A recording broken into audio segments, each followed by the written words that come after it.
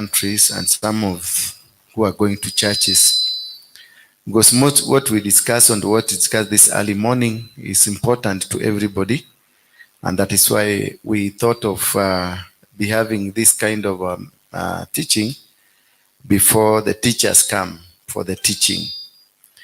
Therefore, you change the topic and also the, yes. I want to read the book of Numbers 16, 1 verse 1 to 25. We'll be looking at the character and the leadership of Moses and the characters of people inside the leadership of Moses, and some people who, what they did and at what time and why they did, and what makes them become a subject of discussion. And this is an online discussion. You are free to send your messages, ask questions, I'll be answering them. We are live on CTV Kenya. The main objective of this online service is to reach to many people and also allow people to interact with us. Interaction means that we get people from all over who we share this word together for the glory of God. And in the book of Numbers 16, verse 1 to 25, if I can get the Bible.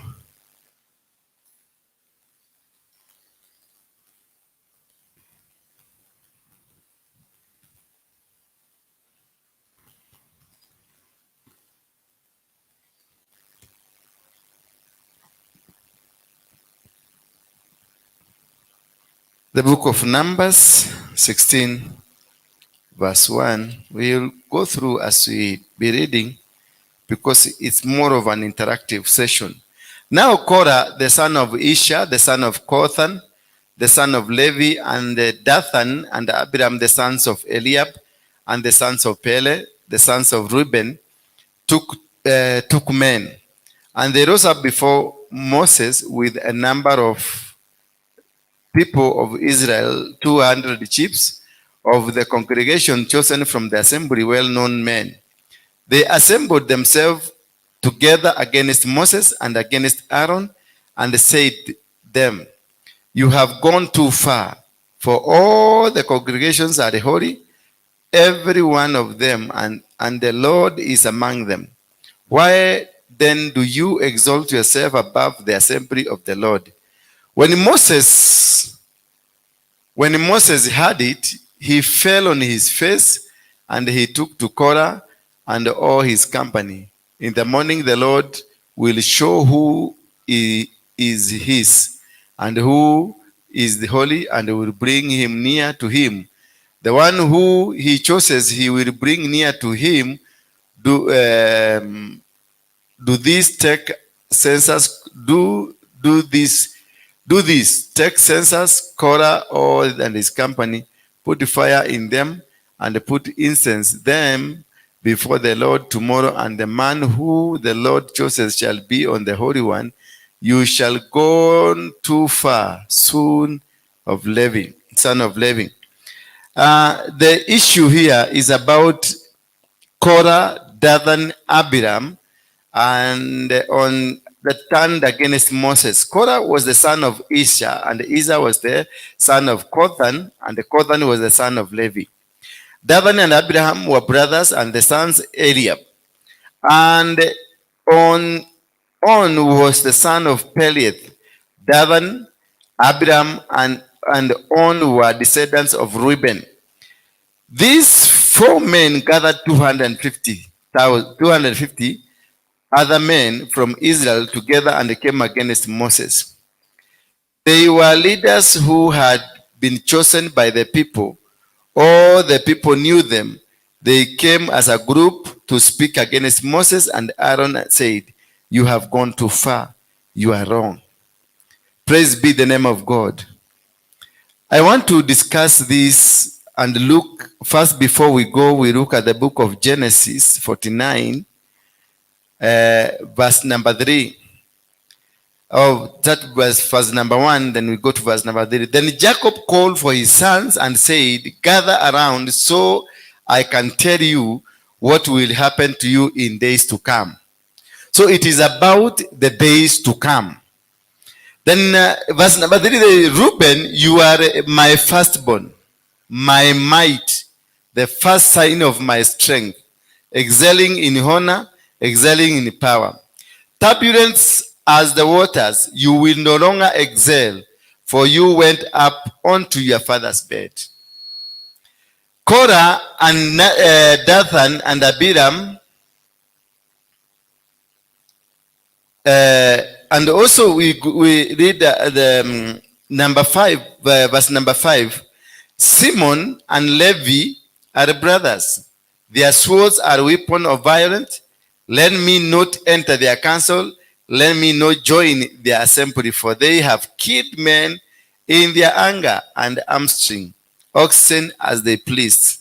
Cast be their anger for fierce and their fury so cruel, I'll scatter them in Jacob and disperse them in Israel. Hallelujah. You see, these are two sons of Jacob, Levi and Reuben. After many years, you have discovered that they are appearing to be the problem that Moses had while he was moving on. Reuben was cast, and the Bible says he is the firstborn. And what the mistake he did, he went to bed to sleep with the wife of the father.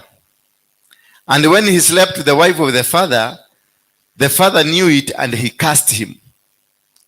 The curse went on to reappear again because this is a generation that has been put aside. It's a generation that do not go or was not given a blessing to succeed.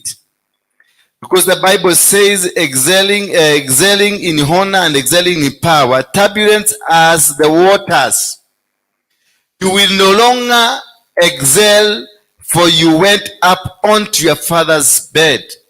You will no longer, I'm speaking here about the power of the tongue. Because so many of us does not understand how the power of the tongue works. The father of Levi, the father of Reuben, who is Jacob, decided to bless the children. And when he decided to bless the children, he blessed them according to how they appeared to him, according to their character, according to their behavior, and according to how they lived while with their father Jacob. So the rebellion was in Reuben by going to bed with the father's wife. Same as in verse 5, Simon and Levi, who are brothers, their swords are a weapon of violence. Let me not enter, for they have killed men in their anger. See, Simon and Levi were so angered person, people with a lot of anger in them. People who will do anything because they don't care and they're furious. When it came the turn of blessing them, he cast them instead. Because he said, for they have killed men in their anger and hamstring oxen as they pleased. Cast be their anger so fierce and their fury so cruel. I'll scatter them in Jacob and disperse them in Israel. That was the words of the father, that they will be scattered forever. Now, if you come to Numbers 16, verse 1, you will find the lineage of both two brothers. The lineage of Reuben and the lineage of Levi. Here again they come. Korah, Dathan, Abiram, and on turned against Moses. They turned against Moses. Just as they did turn against their father, they turned against their spiritual leader, that was Moses. Korah was the son of Izhar, and Izhar was the son of Kohath, and Kohath was the son of Levi. Levi, it is the son that was cast, the son that was said forever he will be scattered. He will never cast be their anger, so fierce and the fury. So you can see the transformation right from the days of the father. The generations that come on, they produces a similar outfit of what was their sons. Now you find Korah, Dathan, and Abiram are one of the people from the Levi clan. And if you look at Moses, as Moses was going on doing the work of God, as he was pursuing what God had instructed him to do, they are a people that raised 200 men to oppose Moses or to fight Moses. Remember the words of Jacob. He said, curse is their anger. So they became so angry with Moses that they were leaders, and that they wanted to question, or they questioned the leadership of Moses. Remember, from all the way they came without questioning. But at a critical position, that is when they started questioning. Some people on earth, or some people in our families, or in various places, we tend to fail a test of God at a very crucial point. When we are needed to steer into leadership, to steer into what God has instructed us to be, or to do what exactly God wants us to do, then we deviate a little bit because we want to be our chauvinism be fulfilled in our hearts. But the answer or the question is, did you do it because you belong there? Did you do it because somebody instigated to you? Did you do it because you just found yourself? Some of these things we don't do them because we found them ourselves there. We don't do them because somebody instigated to us. We don't do them because somebody mobilized us. But we do these things because it is inherited. It is a curse that is talking, the curse that is speaking of our lives.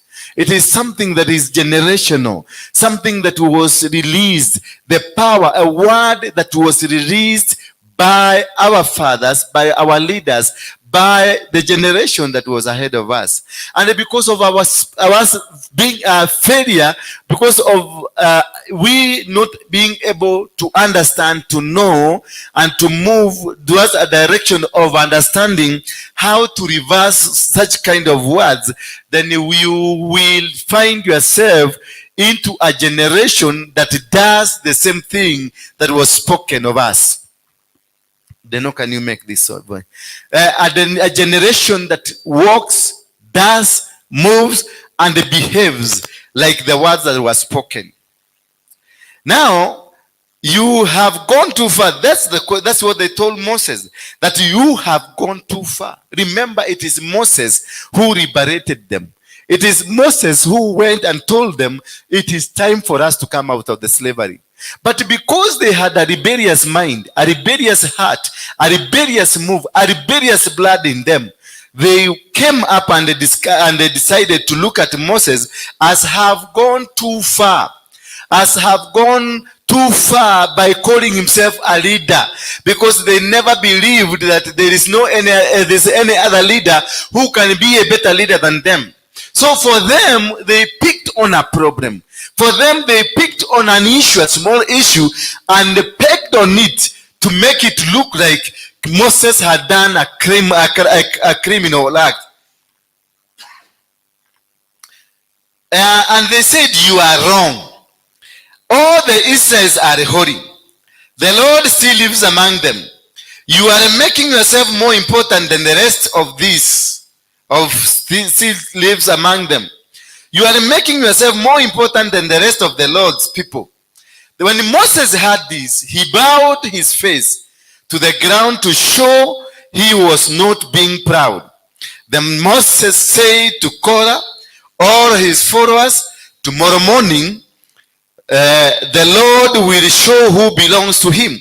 He will show who is holy and who belongs to him. Look here. Moses, after hearing what this man has done or are saying, he never argued with them. But instead, he moved to make it real to them that they will see who amongst them, Korah and Moses, or Korah and the troop and Moses, who is really holy. But remember, Korah was not picking on the holiness. For him, it was not about the holiness. For him, it was about the disgruntling or making Moses' life a little bit difficult, or trying to defeat, to distract the leadership of Moses, trying to make things difficult to Moses, trying to do a complaint as it is in his blood, because that was his nature. He belonged to that clan of those people. Wale watu ambao hata ukiwaambia kitu hawawezi wakabadilika. Hata ukiwaambia this is the direction of doing things, they will still come up with a situation. They will still come up with something new. They will still oppose what you say. No matter what they see, no matter miracles they see, no matter kind of things they see in their life, they will still be opposed to that leadership. Praise be the name of God. Then Moses decides not to choose. No, Moses decides not to convince them. Moses decides not to tell them, but he decides to choose God. Hallelujah. That is one thing, the characteristics of a good leader. I'm trying to speak about leadership here. That a good character, the good characteristics of leadership, you don't go arguing with people whom you know very well that they are out to derail. They are out to fight you. They are out to stand against what you are saying, or they are out to derail your leadership. Moses decided to tell them that no, I am not going to argue with them, because he bowed them to show them I'm not proud. I am not superior. I am not important. I am not holier than anybody else. But what I want to tell you from today is that what we will do, or what will happen, is that we are not going to argue, but instead allow God to say who amongst me and you is holy. Hallelujah. So sometimes when you're in the leadership, allow God to fight it for you. Allow God to do the job for you. Allow God to make it work. Allow God to make a decision that will prove your enemies wrong. Because if they argued, if they had taken the argumentative angle, maybe because of this is a clan that was full of anger, and Moses was also part of that clan, they could have risen up and started a war. Or a war could have ensued. And if the war could have ensued, it means that people could not have seen the power of God in Moses. Then they say, continue to say, then Moses called Dathan and Abiram, the sons of Eliab, but the two men said, we will not come. You have brought us out of the land filled with many good things. You brought us to the desert to kill us. And now you want to show that you have even more power of us? Listen. The argument was that you have brought us from where we had so many things. You have brought us from where they had many food. There were different types of food. And you have brought us to the desert so that we may die. Moses was trying to call them. Moses was calling them to come so that they can talk, so that he can make them understand why and what kind of a situation they are in. But instead, they said, no, we are not coming, because this is the generation of Simeon. And then they were told, for the answering of oxen, cast be their anger so fierce and their fury so cruel, I'll scatter them. Hallelujah. They were scattered. That is what Jacob said of them. Because of their characteristic and characters, God, when Moses tried to talk to them, they still told Moses that we are not going to sit down with you, because you brought us from where we used to have food. You brought us from where we used to have peace. You brought us from where we used to have everything that we needed. So sometimes there is this group of people that no matter what good you do to them, no matter how good you become to them, they will still pick a bone and fight you. They will still talk something against you. They will still say something against your family. They will still say something against your ministry. They will still say something against your business. It is not of their matter, because they knew well that they were in slavery. They lived in a slavery kind of life. They were not doing it right. God was not happy with the life they were living. That is why he sent Moses to come and liberate them. But irrespective of hearing the word of God, irrespective of hearing what God had used, all the miracles through which Moses performed to show that indeed it is God that was leading these children out of the slavery, they still opposed Moses, because Moses had already brought them out of the comfort zone. So there is that group that even if you bring them out of the comfort zone, they will still oppose you. They will still come against you, try to fight you, try to destroy you, try to bring you down, try to make sure that they malign you, and try to make sure that you don't move another step forward. Such kind of people, sometimes they don't get it just from nowhere. They get it, it is hereditary kind of a situation in them, a hereditary kind of a condition that is in them, that it is inherited from a curse or a word that was spoken over their lives. So had there been somebody to speak against the word that was spoken by their father, then these kind of things could have not befallen them. Because you will go, as we go down, we will discover even Moses found himself in the same curse. Hallelujah. And eventually what happened? So Moses became very angry. Remember, you did not give us the field of vineyards. Will you make these men your slaves? No, we will not come. So Moses became very angry. He said to the Lord, I never did anything wrong to these people. I never took anything from them, not even a donkey. Don't accept their gifts. Then Moses said to Korah, you and all your followers will stand before the Lord tomorrow. Aaron will also be there with you and your followers. Each of you must bring a pan, put incense in it, and present it to God. There will be 250 pans for the leaders, and one for you, and one pan for Aaron. So each man got a pan and put burning incense in it. Then they stood at the entrance of the meeting tent. Moses and Aaron also stood there. Korah also gathered all the people together at the entrance of the meeting tent. Then the glory of the God appeared to everyone. The Lord said to Moses and Aaron, move away from these men. I want to destroy them now. But Moses and Aaron bowed to the ground and cried, God, you know what people are thinking. Please don't be angry with all these people. Only one man really sinned. Then the Lord said to Moses, tell the people to move away from the tents of Korah, Dathan and Abiram. Moses stood and went to Dathan and Abiram. All the elders of Israel followed him. Look at the quality of the leadership of Moses. He discovers that God is so angry, and he himself was so angry, until he asked God, what did I do to you? Did I offend your people? Did I accuse your people? Did I take anything away from your people? He got so angry. Just as like any other human being got angry. But at the same time, when he discovered that God is killing these people, he went back to God and told God, don't kill them. Don't be angry. Remember, he himself is angry. But he's persuading God to be, not to kill them, not to destroy them.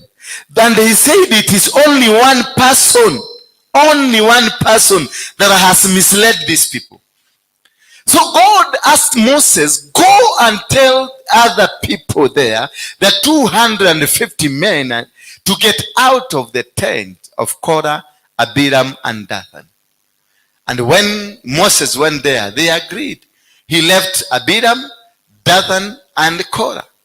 And then God did what he did. And he allowed the fire. He allowed everything to be, these people to be destroyed. In verse number 10, verse number 9, Levi, let's look from verse number 8. And Moses said to Korah, hear now, you son of Levi, it is too small and the thing for you that God of Israel has separated you from the congregation. So when God wants to deal with you, he will first separate you from the congregation. You found that you are alone. And the congregation will rise against you. And when you discover the congregation is running away from you, then you must run to God, because there's something drastic that is about to happen. I separated you from the congregation of Israel to bring you near to himself, to do service in the tabernacle of the Lord, and to stand before the congregation to minister to him. God was separating these people from the congregation so that they can get closer to God, to the tabernacle. Getting closer to God is praying. Getting closer to God is seeking the face of God, repenting the sins of what you've done, reuniting back to God, seeking the mercy, the hand of God, and serving the people that God called you for. Once you know that it is about seeking for the mercy of the Lord, it's about seeking the face of God and doing what God called you for, then God will forgive you. God will let it go. But here, it becomes a little bit difficult.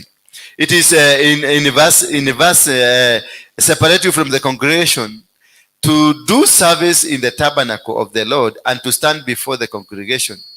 And verse number 10, and that he has brought you near, and all your brothers, the sons of Levi, with you. And will you seek the priesthood also? Therefore, it is against the Lord that you and all your company have gathered together. What is Aaron that you grumble against him? What is Aaron that you are grumbling against him? You want to fight him. You want to kill him. Sometimes we rise against our people. We rise against the congregation. We rise against individuals that we want to destroy them, that we want to bring them down, that God, and forgetting that why you are called into the congregation, you are called into the congregation so that you can help. You can become a priest. You can become a leader. You can become a savior. You can become a provider. You can become a protector. You can become somebody into leadership. Korah and Abitham were leaders. They had been called into leadership. They had been called into priesthood. But somehow they forgot their role. Somehow they forgot what God had called them. Instead, they started working against what God had called them. Moses still insisted to them. He still persuaded them. He still tried to convince them to come back to their senses and see how God loves them. To come back to their senses and see what God has for them. That they may be able to understand that God is still king. God is still there. And Moses sent to call Dathan and Abiram the son of Eliab. And they said, we were in verse number. We will not come up. It is a small thing that you have brought us. Moreover, in verse number 14, moreover, you have not brought us into the land flowing with milk and honey, nor given us inheritance of fields or vineyards. Will you put out the eyes of these men? We will not come up. And Moses was very angry and said to the Lord, do not respect their offering. It reached a point where Moses persuaded God and asked God, do not take the offering of these people. Remember, what is the offering for? The offering is a connector. The offering is what connects you with God. Until Moses was so furious that he asked God, do not hear their prayer. That is what Moses was telling God. Do not hear their prayer, because they are misleading your people. They are fighting your people. They want to destroy your people. The journey that you started in us, that is what they are after. They are not interested with where you are taking us. They are not interested with where you are bringing your people from. But the Lord, Moses was very angry. Do not respect their offering. I have not taken one donkey from them. I have not harmed them. And number verse 16, and Moses said to Korah, be present, and you or your company before the Lord, and they and Aaron tomorrow, and they let one of you take this censer. He even asked them to take their censer, to count themselves. And they told them, come tomorrow. Maybe perhaps there was a good plan for them to understand that God had given them time. God had given an opportunity to repent, but they never repented. Had given them an opportunity to see what plan of God, what was the intention of God towards them. Because God has revealed to them that what you are doing is wrong. But unfortunately, so they did not repent. They continued to oppose. And in verse number 20, and the Lord spoke to Moses and Aaron, saying, separate yourself from among this congregation. And the Lord spoke to Moses and Aaron. He told Moses and Aaron, separate yourself from these people, because they will never hear you. They will never listen to you.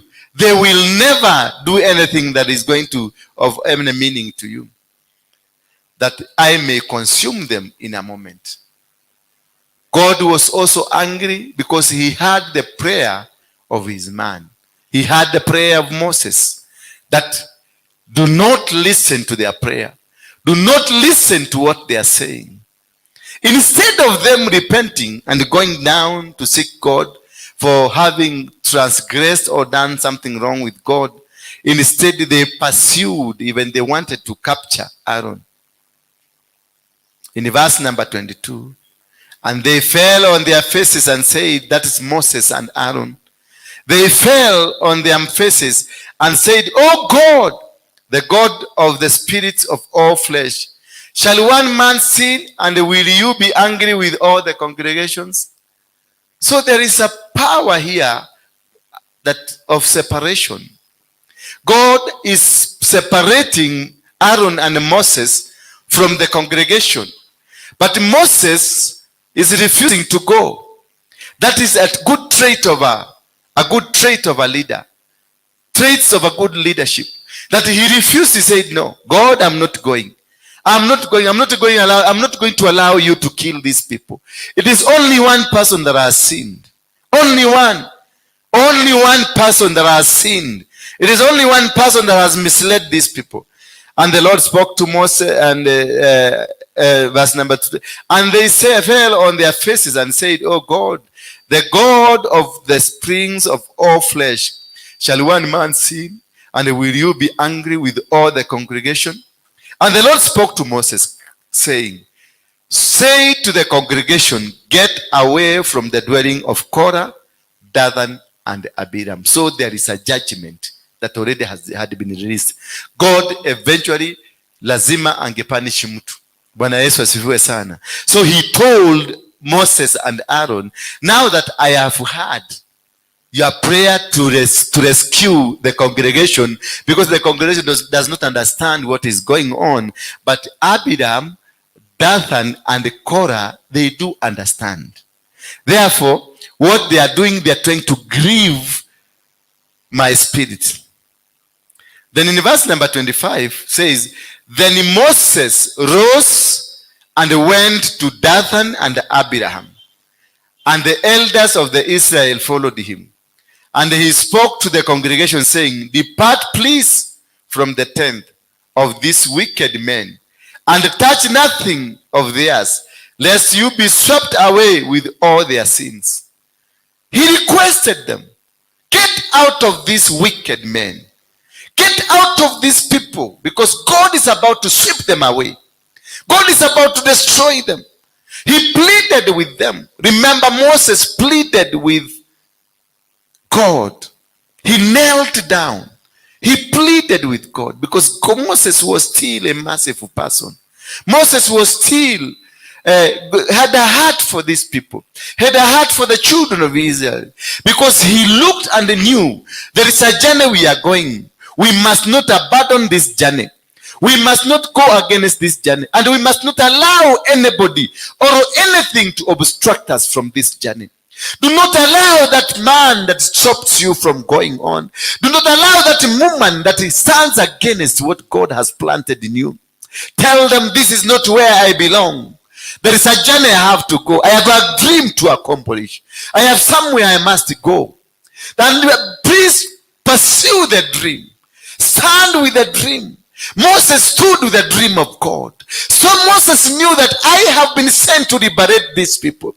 I have been sent to remove these people from the slavery of 400 years. But still Abraham, Dathan, and Korah did not see that. They wanted still to take their people back to where they used to live, to where they used to have merengues, to where they used to have easy life, to where they used to live as slaves, because they didn't see God doing it for them. They didn't see God delivering them. They didn't see God having mercy over them, but always they wanted to go back until they called Moses a traitor.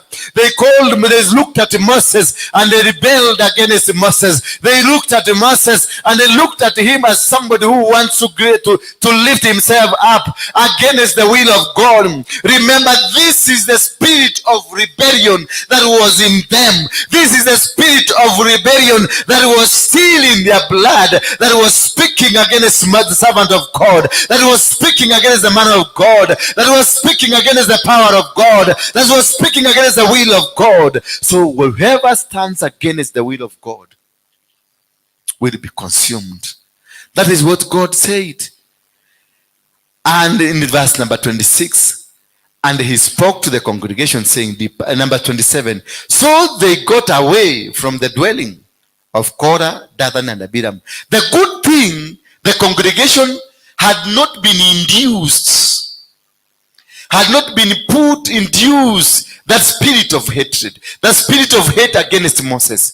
It is the only three people that had the spirit of hate towards Moses, because in them there was a rebellious spirit, a rebellious blood that was against anything that is coming from God, that is anything that is coming from authority. This clan of Levi and this clan of Reuben, they were always against the leadership. They were always against the authorities that was existing. So whatever that was coming out of them was known to God. And they remember how their father cast them. Let us look at them. Cast be their anger so fierce and their fury. That is 49, Genesis 49 verse 7. Cast on be their anger so fierce and their fury so cruel, I will scatter them in Jacob and disperse them in Israel. But also when you look at verse 3 about Reuben, you are my firstborn, my mighty, and the first sign of my strength, excelling in honor, excelling in power, turbulent as the waters. You will no longer excel, for you went up onto the father's bed, onto my couch, and defiled it. Hallelujah. That is defiling. When you defile, to defile is to do something that makes that which God or which the authority above you, or which a parent or a father is your father, maybe spiritual father, physical father, whatever is doing, and defiles it. When you defile the authority, when you go against the authority, when you do things that's contradictory to what is supposed to be done, then you have defiled the authority of your father. So what happened is that turbulent as waters, you will no longer excel. It was a curse that was cast to Reuben, that they will never excel. Another curse that was cast to the Levi is that cast be their anger so fierce and their fury So cruel, I'll scatter them in Jacob and will disperse them in Israel. Let's look here in in Numbers 29. If these men die, and let's read from 28 so that you can understand. And Moses said, hereby you shall know that the Lord has sent me to do all these works, that it has not been of my own accord. If these men die as all men die, or if they are visited by the fate of all mankind, then the Lord has not sent me. But if the Lord creates something new, and the ground opens its mouth and swallows them up with all that belongs to them, and they go down alive into Shiloh, then you shall know that these men have despised the Lord. Oh. So this came as had been warned. These people had been warned severally. Korah, Abithan were called and warned. And they were told, don't do what you are doing. Whatever you are doing is wrong. Until again Moses and Aaron bowed down before God to seek mercy from God on behalf of these people. But they still said no.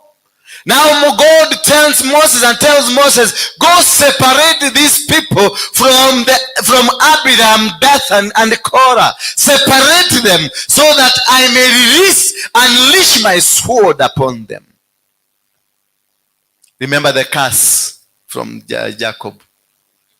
This was a cursed family. These people were cursed. These people were not blessed. Then in verse 31, and as soon as he had finished speaking all these words, the ground under them split apart, and the earth opened its mouth and swallowed them with their household and all their people who belonged to Korah and all their gods. So they and all that belonged to them went down alive into Shiloh, and the earth closed over them. And they perished from the midst of the assembly. And they perished from the midst of the gathering for failure to listen to the word of God. For failure to listen to what Moses or to the man of God. For failure to have disobeyed what God had said of them. They had seen miracles as they were coming from Egypt. They saw how God delivered them from the hands of the king. They saw how God delivered them from the hands of the enemies of Israel.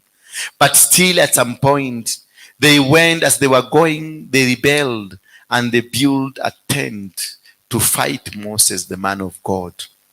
And God was so furious. That is what I'm telling you, that when you know you've been called, do not allow anybody to derail what God has called you for. Do not allow an enemy or an obstacle to rise against you. Because there is a God in heaven that fights for you. There is a God in heaven who will stand for the cause of you. There is a God who in heaven who will come and tell your enemies that this man is my man. So don't panic or be bothered. Pursue the dream that God has put in you. Pursue the dream. Forget about the enemies. Pursue the dream. Forget about those who rise against you. Pursue the dream and forget the spirit that will come and speak to you to derail the course. Because Korah, Abiram, and Dathan, they were meant to make sure that the children of Israel will not go to Canaan. Because the spirit in them was a rebellious spirit. Today I want to speak, I'm speaking to somebody to ask, search yourself and look at your heart. See whether there is a spirit of rebellion in whatever you do.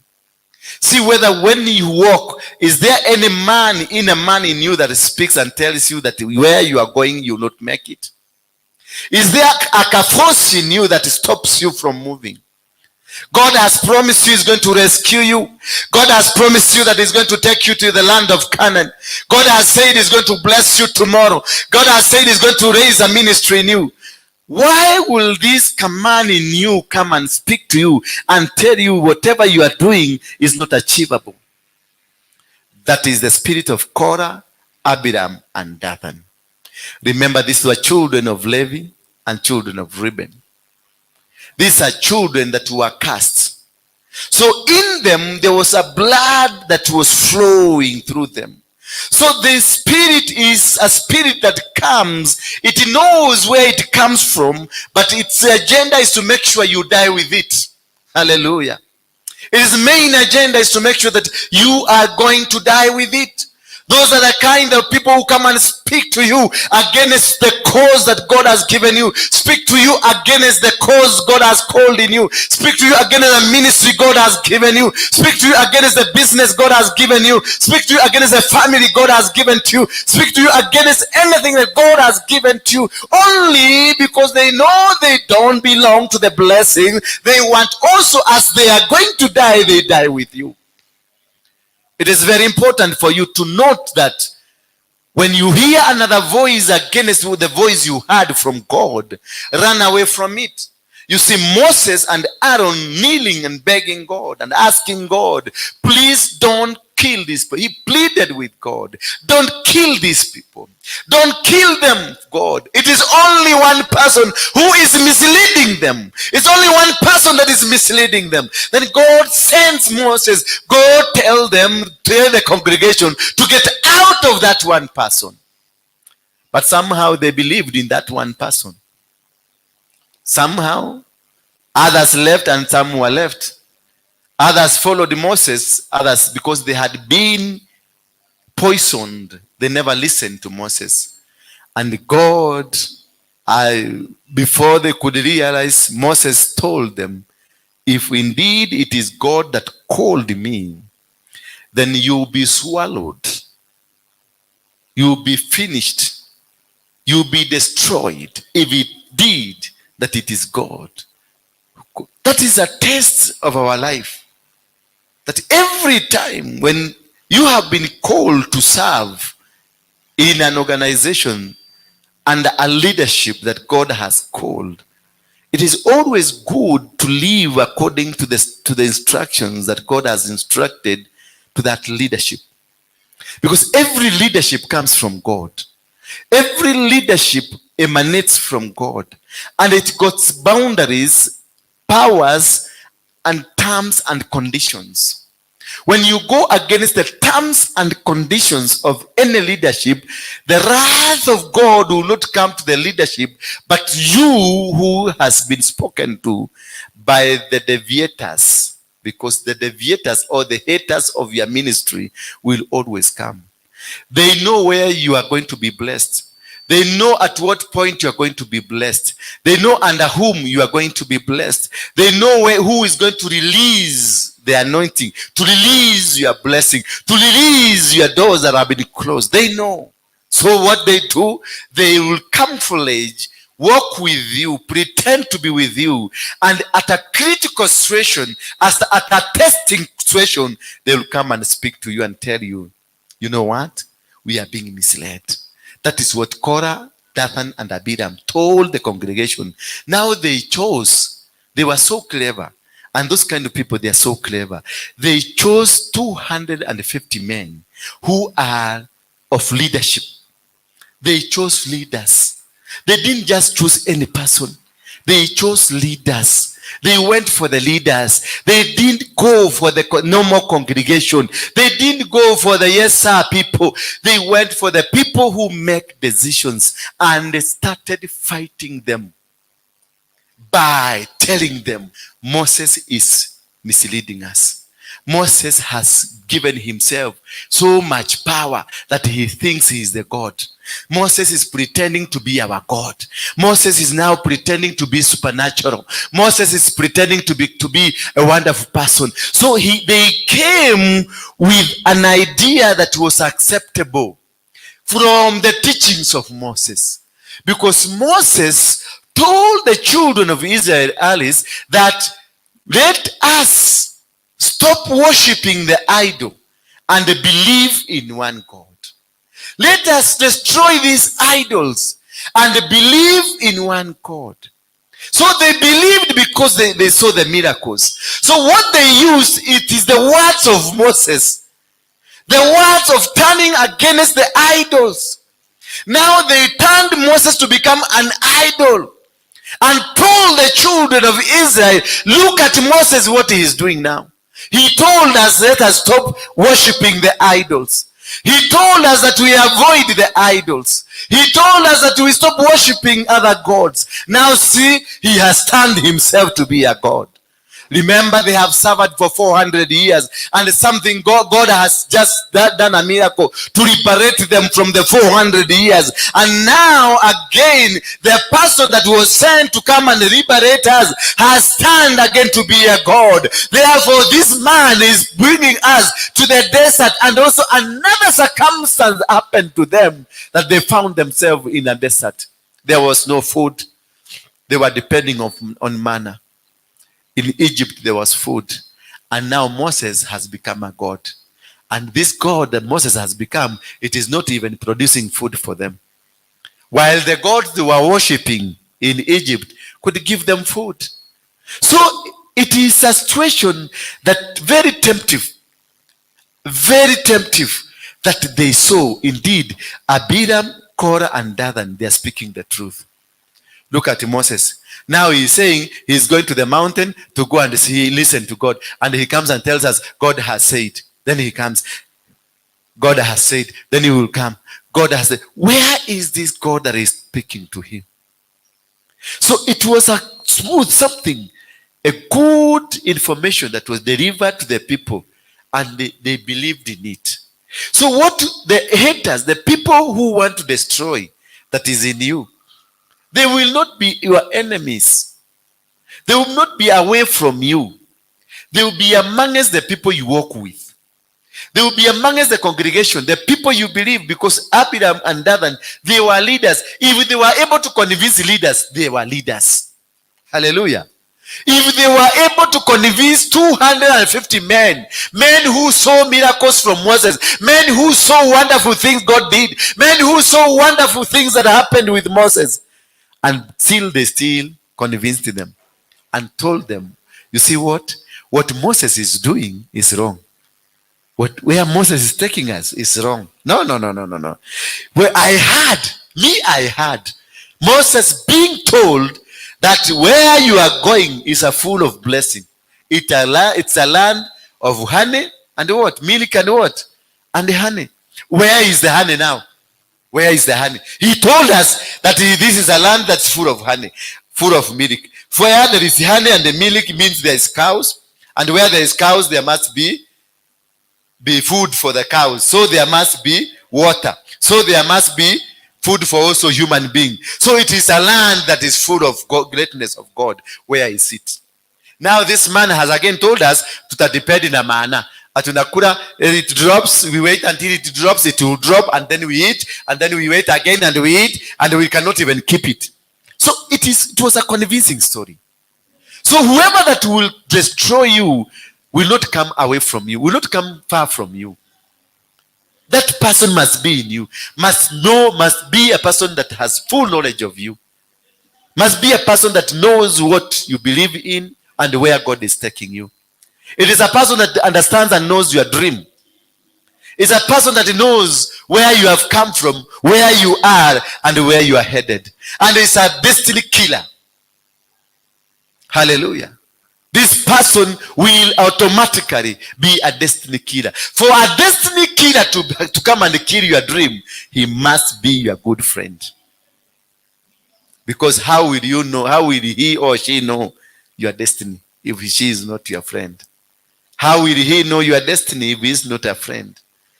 For me to know you, your destiny, I must be your friend. And you must have exchanged your dream to me and told me where God is taking you. Look at Joseph.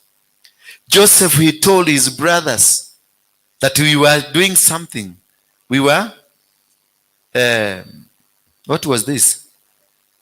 They were harvesting, and it is theirs bowed down to his.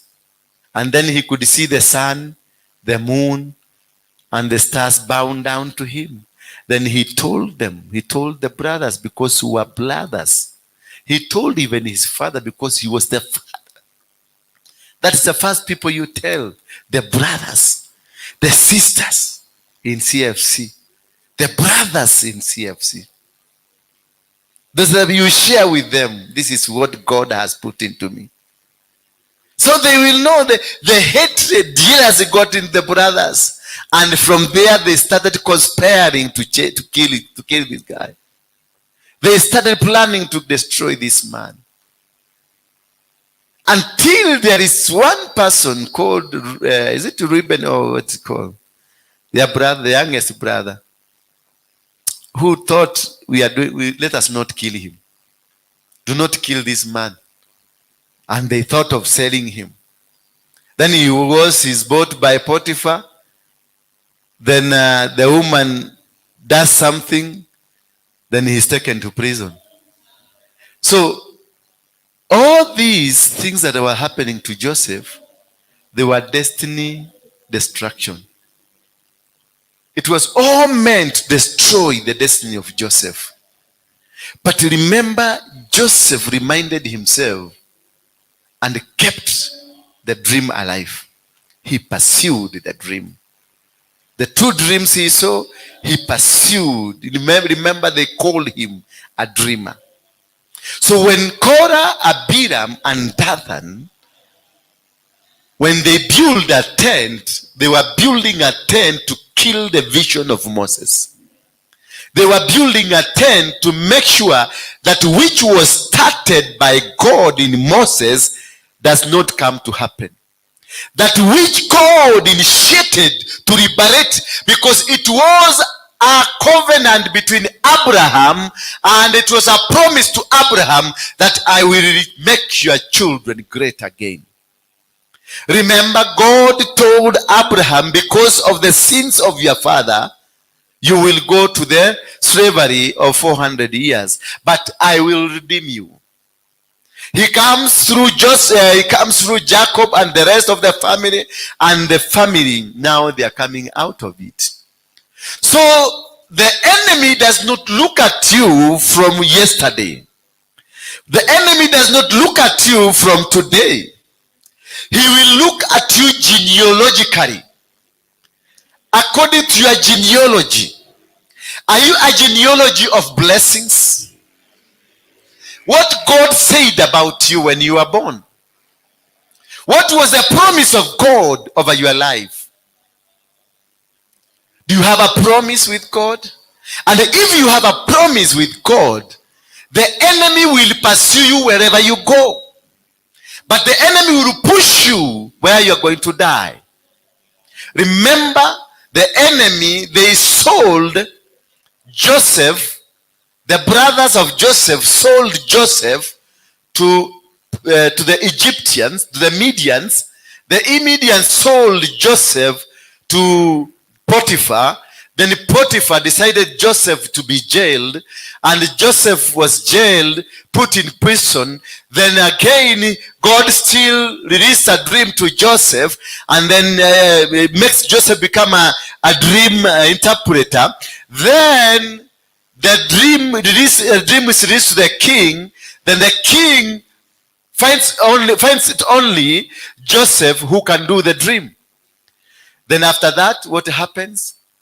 After he's made the prime minister, the father Jacob, where the children, the Israel becomes, they go with, they lack food.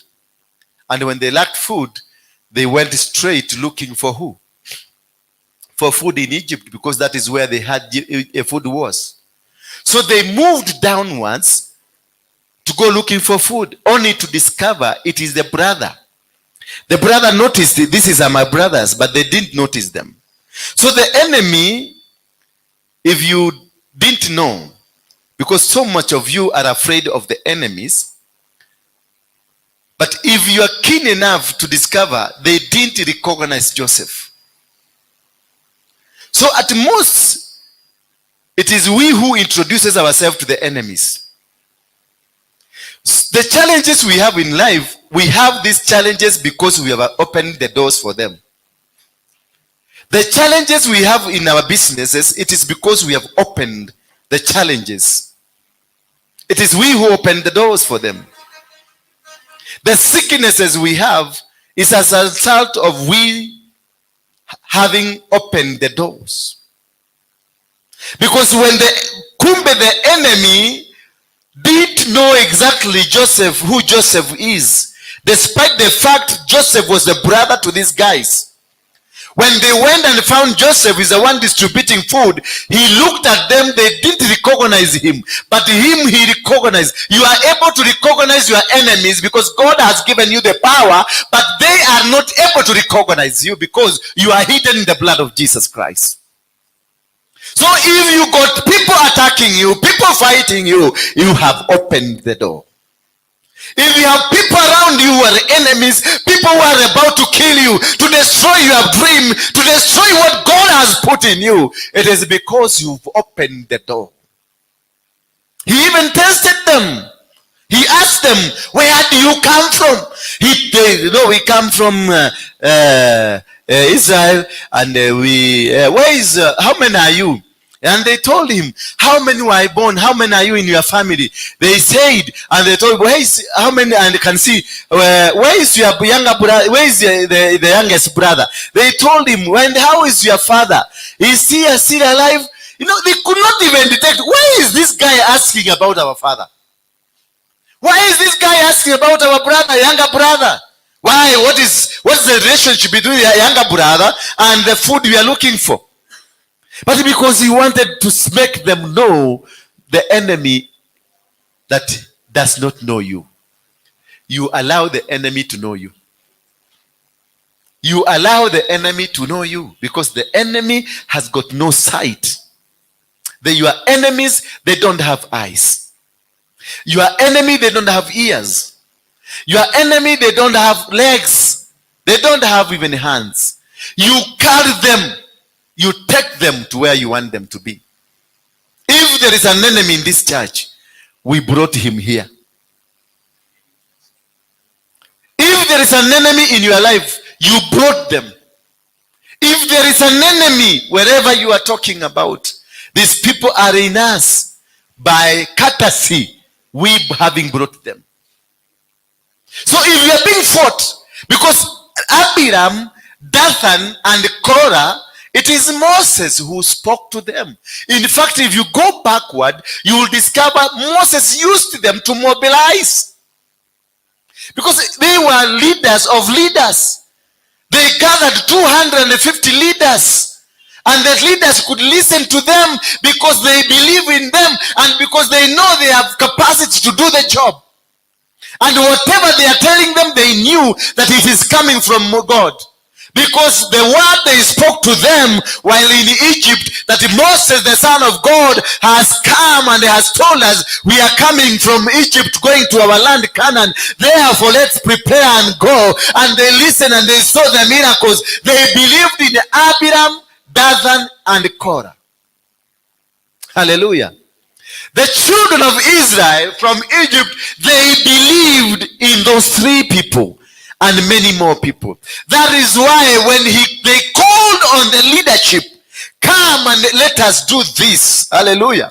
When they called on the leadership, the 250 men, they easily followed. And they knew what these three men are saying is from God. So your enemy is a person who is trustable. Your enemy is a person that you can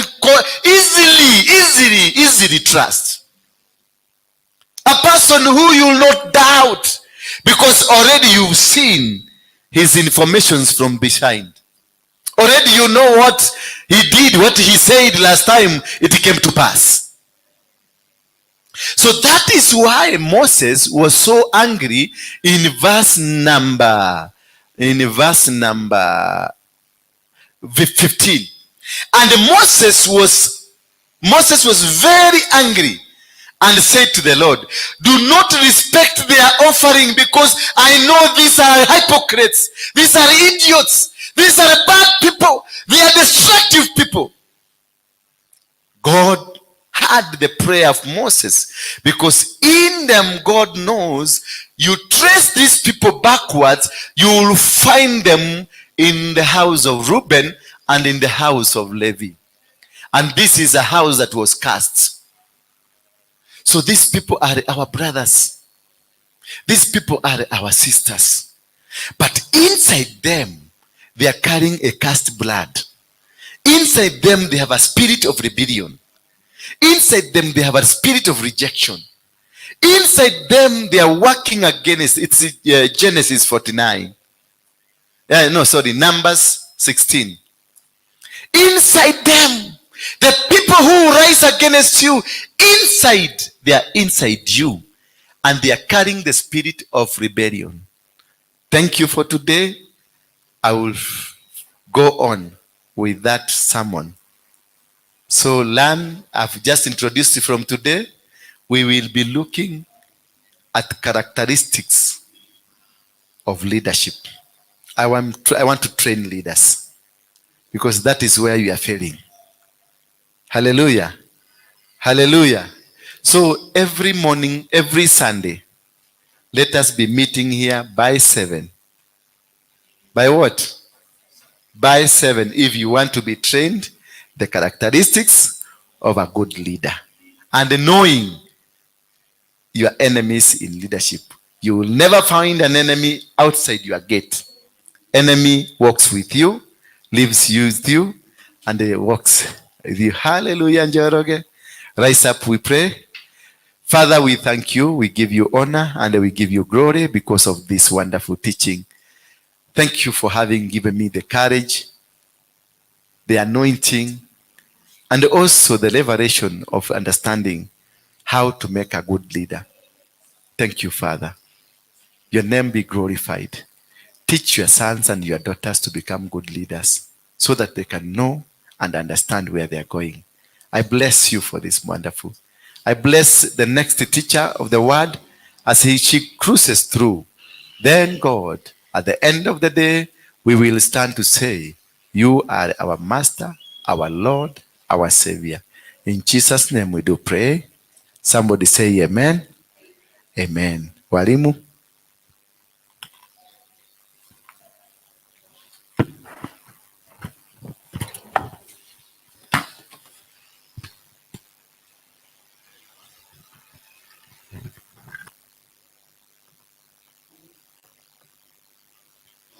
Hallelujah.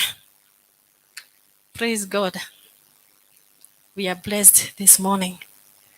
Tumebarikiwa ni kwa sababu tumesomeshwa